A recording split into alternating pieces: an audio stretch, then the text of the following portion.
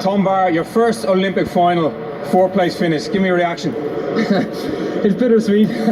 I'm absolutely delighted, of course, to have made it to the final. And I'm also delighted to have seen a 47 up on that clock, which I didn't expect. I expected maybe to have to be a 47 to get a medal, but I didn't know if I had it in me. I didn't think I had it in me. So after 2 rounds in the legs already, and I was coming out here with a little bit dead legs, I'm delighted with how the race went.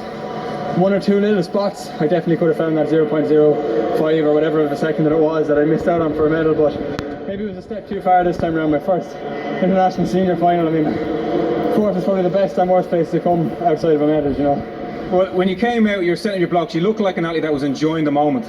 Oh, it's really hard not to. That's what I said coming out to this championships, whether I came home with a medal or bowed out in the semis or whatever in between, that I was going to enjoy every moment of it. And it's once in a lifetime for a lot of, you know, very lucky people, and maybe 2 or 3 in a lifetime for others. So I'm definitely just making the best of it. It's an unreal experience. Can you talk us through the last 100 meters into that last hurdle?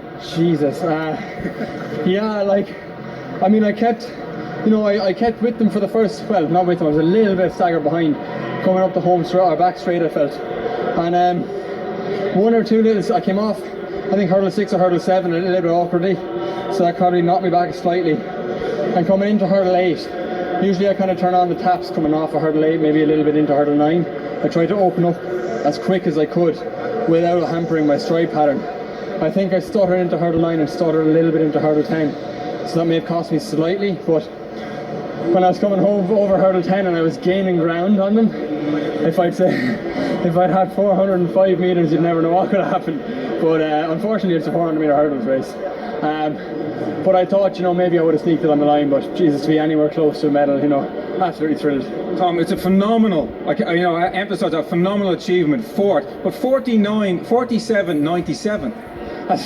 It's insane. It's insane. I never thought I'd see the day, especially not this year, getting a 47 coming up on the clock.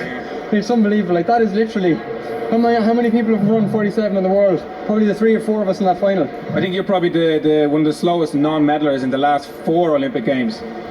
Typical, isn't it? Well, you know, you've given us, I suppose, the media, the sport and headlines that really, really matter. You've made your nation so proud, but you've took a bit of time afterwards to walk around to the Irish fans. Yeah, like, first thing I noticed when I came out onto the track was the flags, the Irish flags, not just buried in the crowd, they were on the line, on the side of the track. So I felt I had to, like, I didn't know whether people would look down on it or look at it wrong for like going to do a mini victory lap, but I said, you know, I'm not going to be here again, maybe for another 4 years. So I said I have to thank all the fans for coming out literally and just supporting me, because I mean, they take time out of their day to come down and shout me on, and it gave me a massive boost. And as well, like, all the support at home. I know there was big screens set up in UL and in Waterford, so hello to everyone at home, and thanks for the support, and for my coaches Hayley and Drew Harrison back at home. Like, I mean, Hayley just designed the program that got me within 6 weeks to be here, and all the support staff out here, like my physio, MF, for keeping me on track. And look, 3 rounds of a 400 in 4 days. How tough was the turnaround since it's like that phenomenal achievement in your semi-final? That's what I mean. Like, that's what I was thinking today. I didn't think there was a lot of doubts in my head coming into it, because I felt very tired and lethargic, even regardless of the caffeine I'd taken.